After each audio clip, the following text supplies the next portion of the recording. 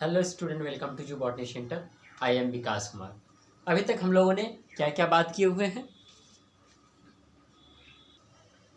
अभी हम लोगों ने अभी तक ह्यूमन रिप्रोडक्शन, मानव प्रजनन में बहुत सारे बातें की। अब करीब करीब हम लोग इस अध्याय को समाप्त करने की ओर जा रहे हैं। 2 से 3 और लगभग एक लेक्चर आज हो गए, 2 लेक्चर और जाएंगे और ये अध्याय समाप्त हो जाएंगे। 2 से 3 लेक्चर।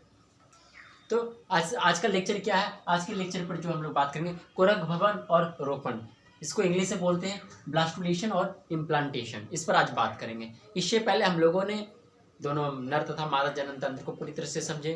फिर जो है प्रजनन का जो पहली घटना है, जिसको हम लोग बोलते हैं युग्मक जनन, उसको समझे। युग्मक जनन में युग्मक का निर्माण कैसे हो रहा था, फिर जो है अंडाणु का निर्माण कैसे हो रहा था, शुक्राणु का निर्माण कैसे हो रहा था, हार्मोन कंट्रोलर देखे, अंडाणु का संरचना, शुक्राणु का संरचना देखने के बाद फिर हम लोगों ने बात किए थे मासिक स्राव पर, मासिक चक्र पर।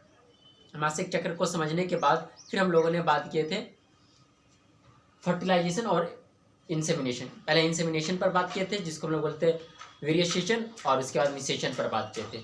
आज बात करने वाले हैं उसी के बाद का स्टेज क्या है, ब्लास्टुलेशन और इम्प्लांटेशन, कह सकते हैं कुरक भवन और रोपण। ये दोनों है क्या, इसी पर आज बात होगी। चलिए पहले समझते हैं कि कोरक भवन क्या, उसके बाद समझेंगे हम लोग इम्प्लांटेशन। निषेचन के बाद युग्मनज विदलन द्वारा विभाजन करता है। निषेचन जब हो जाते हैं तो किसका निर्माण होता है, युग्मनज का। नर तथा मादा युग्मक आपस में जैसे ही संलयन करते हैं, किसका निर्माण करते हैं, युग्मनज का। युग्मनज 2 गिनित होते हैं। युग्मनज जो है क्लीवेज एक विभाजन है। जैसे कोशिका विभाजन 2 ही प्रकार के होते हैं, समसूत्री विभाजन और अर्धसूत्री विभाजन। अब एक नया विभाजन है जिसका नाम है क्लीवेज, जिसको हम लोग बोलते हैं विदलन। तो विदलन क्या है, इस पर भी बात करेंगे। तो युग्मनज जो है क्लीवेज द्वारा विभाजन करते हैं निषेचन के बाद। ठीक है, नेक्स्ट पॉइंट है विदलन तीव्र समसूत्री विभाजन है। विदलन क्या है, समसूत्री विभाजन है, लेकिन ये समसूत्री विभाजन से थोड़ा तेज होते हैं, इसीलिए इसका नाम रख दिया विदलन या फिर क्लीवेज।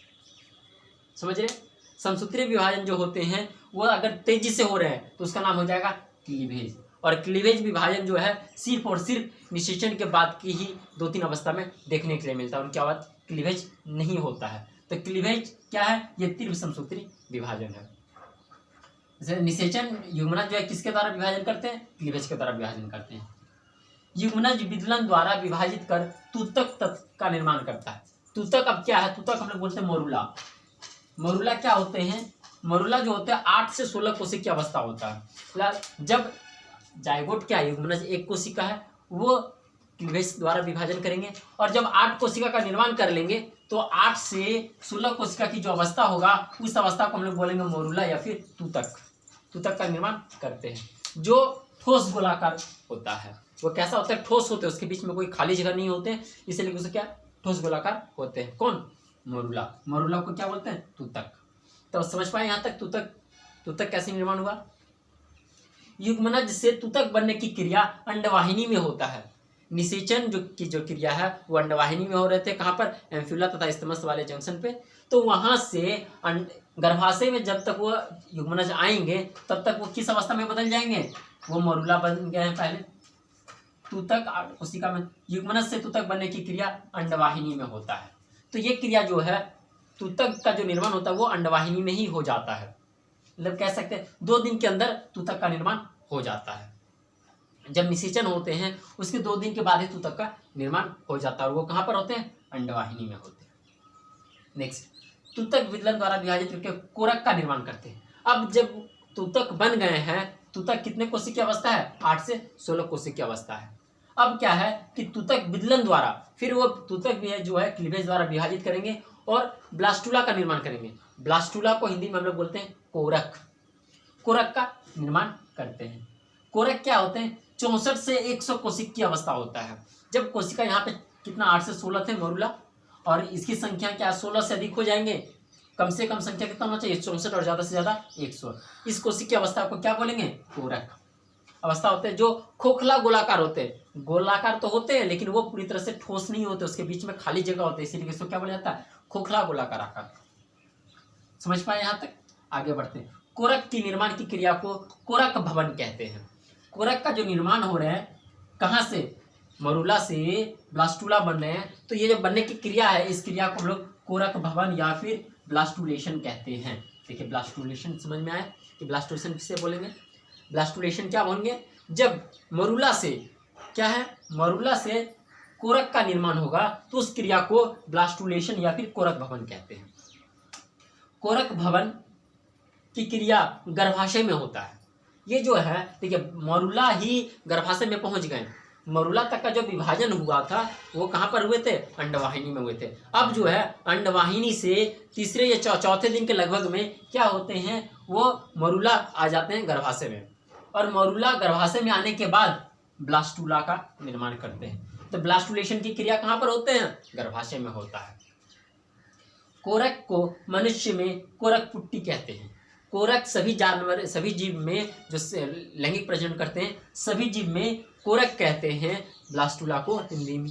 लेकिन मनुष्य में जो है इसका एक नाम दे दिया गया, उसका नाम दे दिया गया कोरक पुट्टी या फिर ब्लास्टोसिस्ट। समझ पा रहे हैं, मनुष्य में स्पेसिस्ट ये नाम दिया गया कोरक पुट्टी या फिर ब्लास्टोसिस्ट। जान अदर जीवों में क्या है, उसको कोरक या फिर ब्लास्टुला ही कहा गया है, लेकिन मनुष्य में इसको ये बोल दिया गया कोरक पुट्टी या फिर ब्लास्टोसिस्ट। आगे बढ़ते हैं। कोरक भवन के बाद वितरण बंद हो जाता है। जब ब्लास्टुला का निर्माण हो जाता है, ब्लास्टुलेशन हो जाता है, अब जो है वो क्लीवेज द्वारा विभाजन नहीं करेंगे, अब वो नॉर्मल विभाजन करेंगे। जो तीव्र से विभाजन हो रहा था, सब सूत्री तीव्र से हो रहे थे, वो विभाजन अब धीमे धीमे होने लगेंगे। तो यहाँ तक समझ पाए। कोरक भवन पर और भी बातें करेंगे, तो इनको समझें, इनको नोट कीजिए। इसके बाद अभी फिर बात करेंगे नेक्स्ट इसी पर। तो अभी हम लोगों ने ये समझ रहे थे कि ब्लास्टुलेशन क्या है, कोरक पुट्टी भवन क्या है, कोरक भवन क्या है, वो समझे।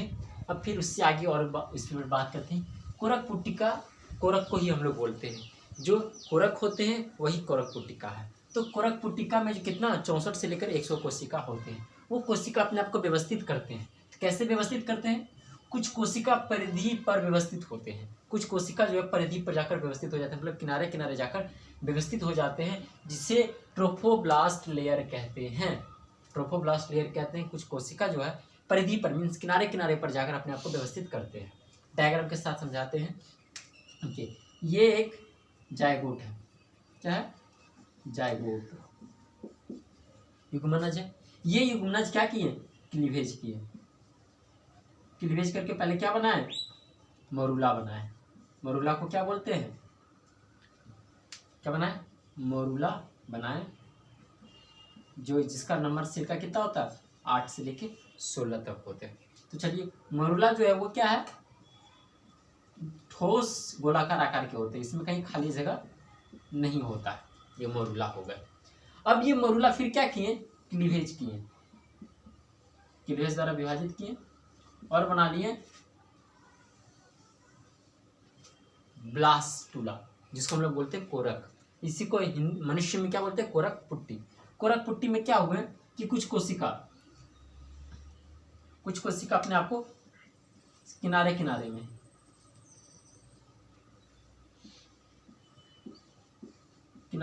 अपने आप को व्यवस्थित कर ली गई। ये कुछ कोशिका क्या किनारे किनारे में व्यवस्थित हो गए, और कुछ कोशिका जो है, कुछ कोशिका अपने आप को एक तरफ इकट्ठा हो गए।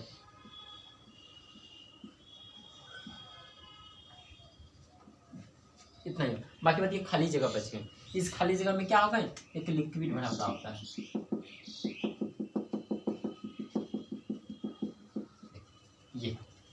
ये हो गया आपका ब्लास्टुला। तो ब्लास्टुला में क्या हुए, देखिए 64 से लेकर 100 कोशिका वो अपने आप को इस तरह व्यवस्थित करेंगे कि पहले एक लेयर बनाएंगे, बाहर की तरफ एक लेयर बना, देखिए ब्लैक वाला। इस लेयर को क्या नाम दे दिया गया, ट्रोफोब्लास्ट लेयर। समझ पा रहे, ट्रोफोब्लास्ट लेयर। अब जो है कुछ कोशिका इकट्ठा करके अपने एक समूह में एक तरफ जाकर व्यवस्थित हो जाते हैं। जिधर व्यवस्थित हो रहे हैं इसको क्या करेंगे, ब्लू वाले को, इसको बोला गया इनर सेल मास।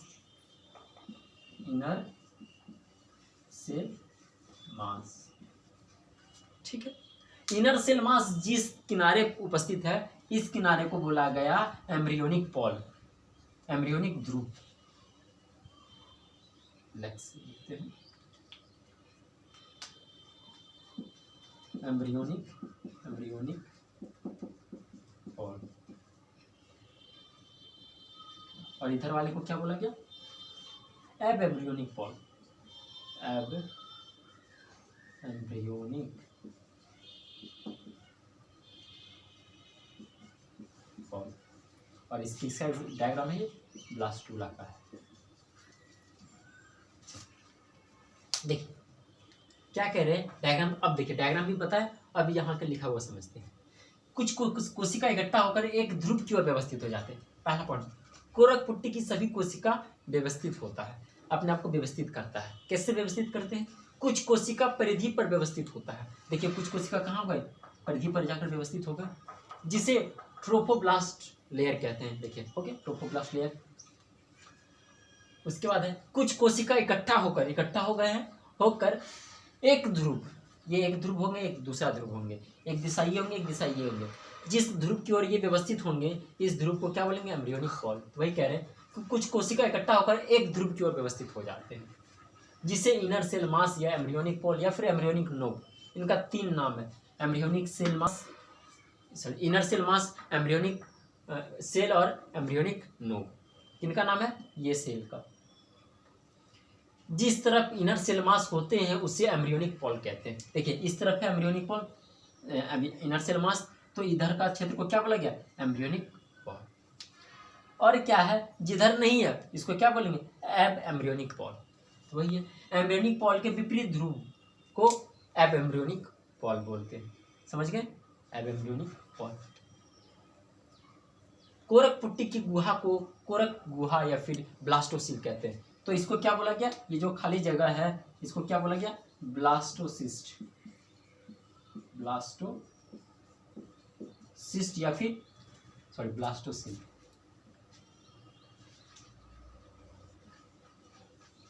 ब्लास्टोसिल या फिर क्या बोलेंगे इसको, कोरक गुहा।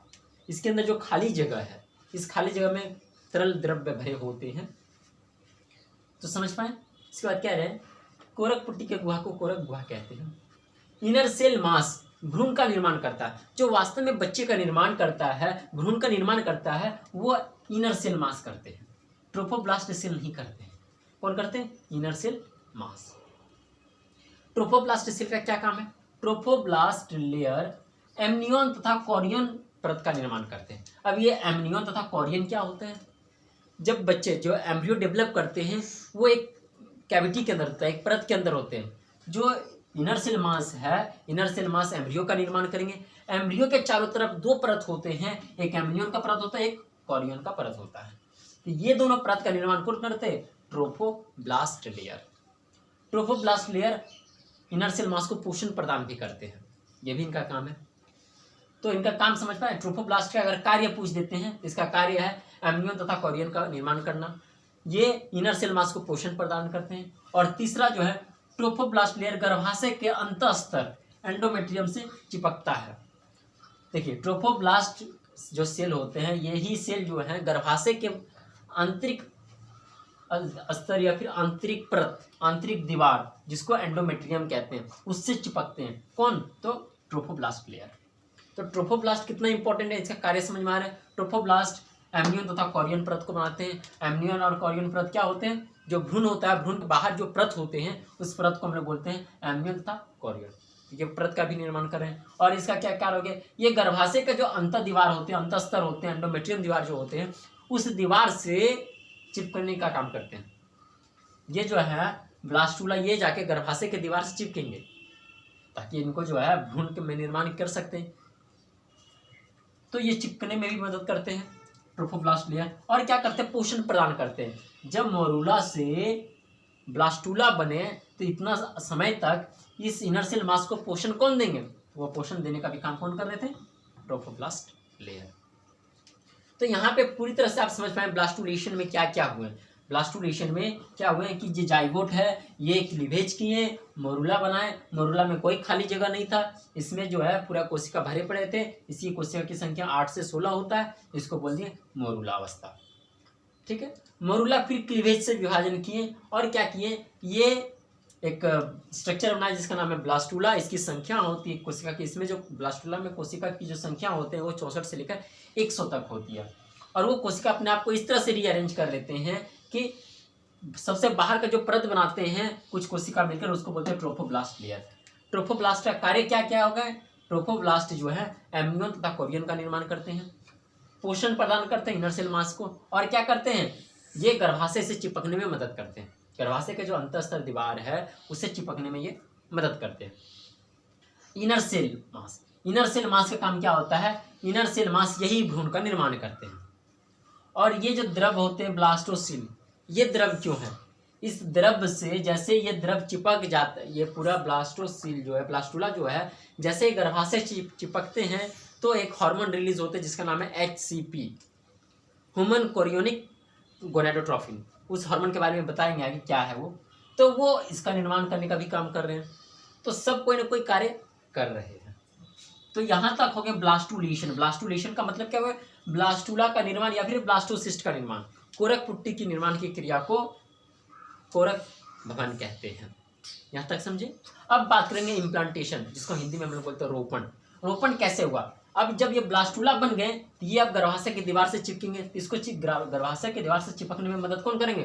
Trophoblast layer. तो बात करेंगे इस पर, चलिए इसको नोट कीजिए, फिर हम लोग बात करते हैं रोपण पे। तो अभी हम लोगों ने समझ गए ब्लास्टुलेशन को, हम लोग समझ गए, कोरक भवन को समझ पाए पूरी तरह से। अब जो है रोपण, इम्प्लांटेशन, ये कैसे होते हैं? कोरक पुट्टी गर्भाशय के अंतस्तर मतलब एंडोमेट्रियम से चिपकता है। इस क्रिया को रोपण या फिर इम्प्लांटेशन कहते हैं। अभी बताए कि वो जो है ट्रोफोब्लास्ट सेल जो है एंडोमेट्रियम की दीवार से चिपकने में मदद करते हैं, वही चिपकते हैं। तो वो चिपकने की जो क्रिया है उसी क्रिया को क्या बोलेंगे? रोपण। रोपण की क्रिया निषेचन के बाद 7वें दिन में हो जाता है। निषेचन जैसे मान लेते हैं अगर मेंस्ट्रुअल साइकिल के 14वें दिन में निषेचन की क्रिया होते हैं तो ये पता चल जाएंगे कि वो प्रेग्नेंट हुए हैं या नहीं हुए हैं, ये 7 दिन के बाद पता चलते, तुरंत पता नहीं चलते हैं, निषेचन के 7 दिन के बाद पता चलते हैं। क्यों 7 दिन के बाद पता चलते हैं उस पर भी बताएंगे, क्योंकि 7 दिन का समय लग जाता है गर्भाशय से चिपकने में। गर्भाशय के अंतःस्तर की दीवार से ब्लास्टोसिस्ट को या फिर कह सकते हैं आप कोरक पुट्टी को चिपकने में 7 दिन का समय लग जाते हैं, क्योंकि मोरूला जो है 4थे दिन में गर्भाशय में आते हैं, अंडवाहिनी से गर्भाशय में 4थे दिन में आते हैं और 3 दिन उसको लग जाते हैं चिपकने में, तो 7 दिन में वो चिपक जाते हैं। इम्प्लांटेशन की क्रिया कितने दिन में संपन्न होते हैं? निषेचन के 7वें दिन में कह सकते हैं आप, 7वें या 8वें दिन में भी किसी में होते हैं। रोपण की क्रिया के बाद गर्भावस्था का पता चलता है। जब तक किसी में इम्प्लांटेशन नहीं होंगे कोरक पुट्टी, जब तक एंडोमेट्रियम की दीवार से चिपकेंगे नहीं, तब तक ये नहीं कह सकते, कोई ये नहीं कह सकती कि वो प्रेग्नेंट है या नहीं है। तो गर्भावस्था को पता चलने का सबसे अच्छा क्या है कि उसमें जो है कोरक पुट्टी जो है गर्भाशय के अंतःस्तर से चिपक जाएंगे, तो ही हमें ये पता प्रेगनेंसी की स्टेज पता चलेंगे। रोपण के बाद गर्भाशय का अंतःस्तर को डेसिडुआ कहते हैं। अब जो एंडोमेट्रियम नाम था इसका नाम बदल दिया गया। कब? जब वो चिपक गए एंडोमेट्रियम से, जैसे ही कोरक पुट्टी चिपक गए अब उसका नाम हो गया डेसिडुआ। ये मेडिकल के लिए टर्म है डेसिडुआ, कई बार मेडिकल में पूछा गया है। रोपण की क्रिया के बाद एंडोमेट्रियम की कोशिका विभाजन कर कोरक पुट्टी को घेर लेते हैं। क्या होते हैं कि एंडोमेट्रियम की दीवार से जैसे चिपक गए, कौन? ब्लास्टुला चिपक गए या फिर कोरक पुट्टी चिपक गए। कोरक पुट्टी जब चिपके तो क्या हुए, एंडोमेट्रियम का जो कोशिका था वो अपने आप को विभाजित करके कोरक पुट्टी को चारों तरफ से घेर लेते हैं, वही कोरक पुट्टी को घेर लेते हैं। कोरक पुट्टी के निर्माण के साथ साथ जोना पेलिसुडा का परत नष्ट हो जाता है। कोरक पुट्टी जब ब्लास्टुलेशन या कोरक भवन हो रहे थे तो अंडाणु में एक परत था जोना पेलिसुडा, तो वो परत को नष्ट पूरी तरह से कर दिया जाता है। आधा तो नष्ट पहले हो जाता है, आधा नष्ट कहाँ पर होते हैं? जब ये ब्लास्टुला बन जाते हैं तब। जब ब्लास्टुला गर्भाशय में प्रवेश, मोरूला जब गर्भाशय में आकर ब्लास्टुला का निर्माण करते हैं तभी जो है जोना पेलिसुडा का परत नष्ट हो जाते हैं। अब जोना पेलिसुडा वहाँ तक क्यों बचे? जोना पेलिसुडा अंडवाहिनी में रोपण नहीं होने देता है। देखिए, हो सकता है जब 4थे दिन में गर्भाशय में वो आते हैं, ऐसा नहीं है कि वो जो अंडाणु है, जो निषेचित अंडाणु है, युग्मनज जो है, वो तो अंतरोपण वहाँ पे भी कर सकते हैं, अंडवाहिनी में भी रोपण की क्रिया कर सकते हैं। इम्प्लांटेशन की क्रिया जरूरी नहीं कि वो गर्भाशय में ही आकर करे, वो वहाँ पर भी कर सकते हैं, अंडवाहिनी में भी। लेकिन अंडवाहिनी में इसलिए नहीं कर पाते क्योंकि वहाँ तक उसके पास क्या होता है? जोना पेलिसुडा। जोना पेलिसिडा चिपकने नहीं देते हैं। जैसे ही ब्लास्टुला बन जाते हैं, ये जोना पेलिसिडा नष्ट हो जाते हैं, अब वो ब्लास्टुला जो है दीवार से चिपक सकते हैं। तो कहाँ आकर नष्ट हो रहे हैं? गर्भाशय में। गर्भाशय का सबसे आंतरिक दीवार कौन है? एंडोमेट्रियम है। तब जाकर वो वहाँ से चिपकते हैं, एंडोमेट्रियम से चिपक जाते हैं। जोना पेलिसिडा अंडवाहिनी में रोपण नहीं होने देते। कभी कभी अंडवाहिनी में भी जो है इम्प्लांटेशन हो जाते हैं, ऐसा भी देखा गया, जरूरी नहीं, एक दो एक्सेप्शनल केस है। रोपण के बाद मादा HCG human chorionic gonadotropin hormone का निर्माण करता है। जैसे ही इम्प्लांटेशन की क्रिया हो गया, जैसे ही कोरकपुट्टी जो है मादा के अंतस्तर से, गर्भाशय के अंतस्तर से या फिर एंडोमेट्रियम से चिपक जाते हैं, तो क्या होते हैं वहाँ पे एक हार्मोन आप बनने लगते हैं HCG ह्यूमन कोरियोनिक गोनाडोट्रोपिन। ये हार्मोन बनते हैं। ये हार्मोन का कार्य क्या है? HCG गर्भाशय का एंडोमेट्रियम को बनाए रखते हैं। आपको पता है कि मासिक चक्र में क्या होते हैं, जब जैसे मासिक चक्र खत्म होने के कगार पर होते हैं तो इसका एंडोमेट्रियम का दीवार टूटने लगता है। किसका? तो गर्भाशय का। वो दीवार टूट जाएगा तो क्या होगा? एंडोमेट्रियम के ही दीवार से तो इम्प्लांटेशन हुआ है। अगर वो दीवार टूट जाएगा तो इम्प्लांटेशन की क्रिया नहीं हो पाया, तो फिर वो जो है प्रेगनेंसी नहीं में रह पाएंगे। तो इस चीज को बनाए रखने के लिए HCG होते हैं, ह्यूमन कोरियोनिक गोनाडोट्रोपिन एक हार्मोन होते हैं। ये हार्मोन जो है उस एंडोमेट्रियम की दीवार को बनाए रखते हैं ताकि नष्ट ना हो जाए। नष्ट हो जाएंगे तो फिर वो प्रेगनेंसी नहीं रख पाएंगे। ग्रेविनडेक्स टेस्ट ये क्या है? ग्रेविनडेक्स टेस्ट ये क्या है? यह टेस्ट प्रेगनेंसी का पता लगाने के लिए होता है। मार्केट में एक अवेलेबल होते हैं किट, उस किट से टेस्ट किया जाता है कि वो प्रेग्नेंस है या नहीं है। तो उसी के लिए उस टेस्ट को हम लोग बोलते हैं ग्रेविनडेक्स टेस्ट। ग्रेविनडेक्स टेस्ट इसमें क्या होते हैं? ये जो HCG हार्मोन जो होते हैं मादा में सिर्फ और सिर्फ तभी बनते हैं जब इम्प्लांटेशन हो जाता है तब। तो इम्प्लांटेशन हो गए मतलब प्रेगनेंसी हो गए, तो HCG बनेंगे। ये HCG मेल के ब्लड में, यूरिन में पाए जाते हैं। उस किट में यही टेस्ट किया जाता है कि HCG अवेलेबल है तो प्रेगनेंसी है, HCG अवेलेबल नहीं है तो वो प्रेग्नेंट नहीं है, क्योंकि वो फीमेल के ब्लड, HCG जो है फीमेल के ब्लड और यूरिन दोनों में उपस्थित होते हैं। तो ये जो ग्रेविनडेक्स टेस्ट जो है इसमें क्या होते हैं कि जब उस किट का यूज़ किया जाता है तो उसमें ब्लड या फिर यूरिन दोनों से कर सकते हैं। तो जैसे उसमें यूरिन पहुँचे तो यूरिन में भी HCG होते हैं, ब्लड में भी HCG होते हैं। अगर जैसे उस किट को पता चल गया कि इसमें HCG है तो प्रेगनेंसी, नहीं है तो नहीं है। तो समझ पाए यहाँ तक?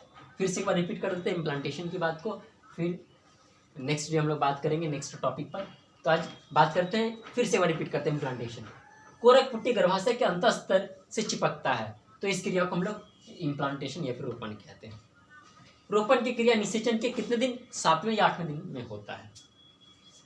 रोपण की क्रिया के बाद ये 7 दिन में जब ये क्रिया संपन्न हो रहा है, जब संपन्न हो रहा है 7 दिन में, तो ये ग्रेविनडेक्स टेस्ट कब करना चाहिए? 7वें दिन में। जब तक इम्प्लांटेशन नहीं होंगे तब तक HCG नहीं होंगे, HCG नहीं होंगे तो पता ही नहीं चलेंगे।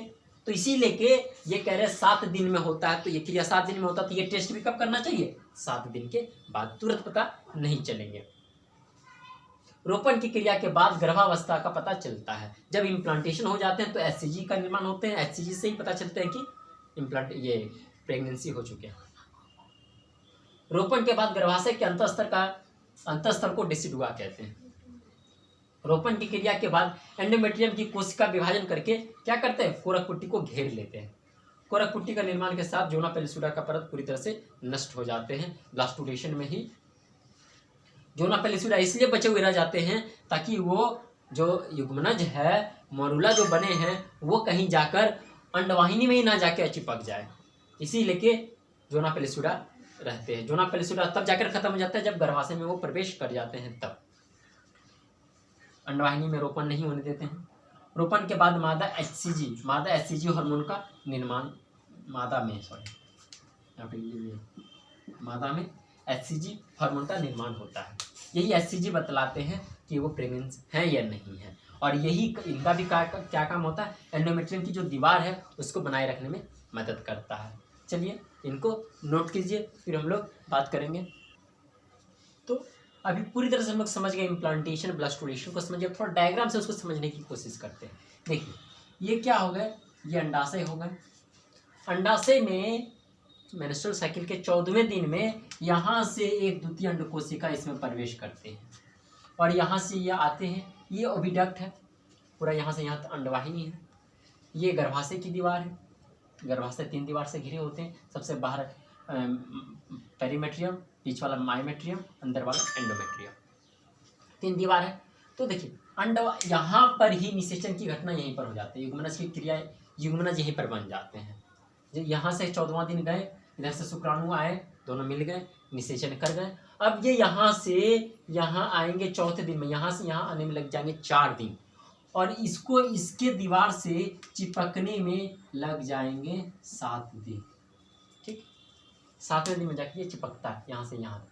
तो ये जो है जायगोट, यहाँ रहते हैं जायगोट, जायगोट से मरूला तक यहाँ बन जाते हैं। मरूला के बाद यहाँ जब आते हैं तो यहाँ पर ये ब्लास्टूला बन जाते हैं, ये चिपक जाते हैं और चिपकने के बाद क्या करते हैं, ये एंडोमेट्रियम की जो दीवार है ये कोशिका विभाजन करते हैं।